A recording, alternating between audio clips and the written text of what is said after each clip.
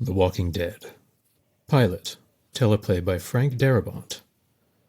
Interior cruiser day. Close-up. Fuel gauge flirting with empty. Reveal. The driver. Officer Rick Grimes, one eye on the gauge, the other on the highway. Unusual. We'd expect a guy like this to be spit and polish, but he's not. He's haggard, exhausted, unshaven, no tie. The thing that I just read, the interior of the cruiser, actually doesn't appear in the pilot. It's just in the screenplay. Also, even the rolling landscape, I believe the opening scene is actually just filmed on a stretch of road that's kind of lined by trees. So I think this has to do with location scouting, and that doesn't necessarily get into the writing of it all. But choosing to not shoot the interior is a writing choice. So I do want to talk about that a little bit.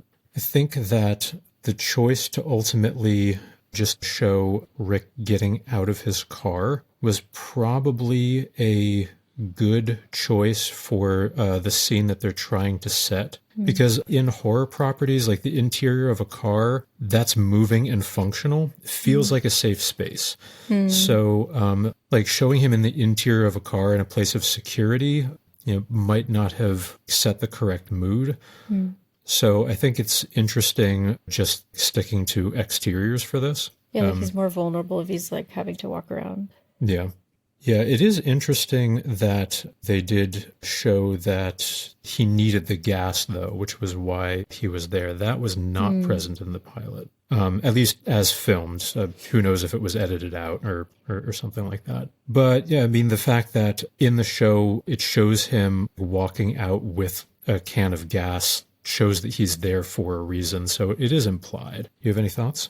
Yeah, I think something that stands out to me is how much the storytelling so far is very visual, which makes sense, obviously, because film or TV is a visual medium. But I think sometimes when folks are doing table reads of these things, it can sometimes, I guess, work against that type of writing, because folks might, I don't know, bring up like, oh, this won't make sense when somebody's reading it. There isn't dialogue, maybe the pacing's off. But I think they really kept in mind that these were going to be strong visuals, and they're saying a lot through that, just through costuming, how he's presenting himself, like you said, the gauge, things like that. So there's a lot that we're getting information about from the visuals. And so I think that's really strong and sometimes underestimated.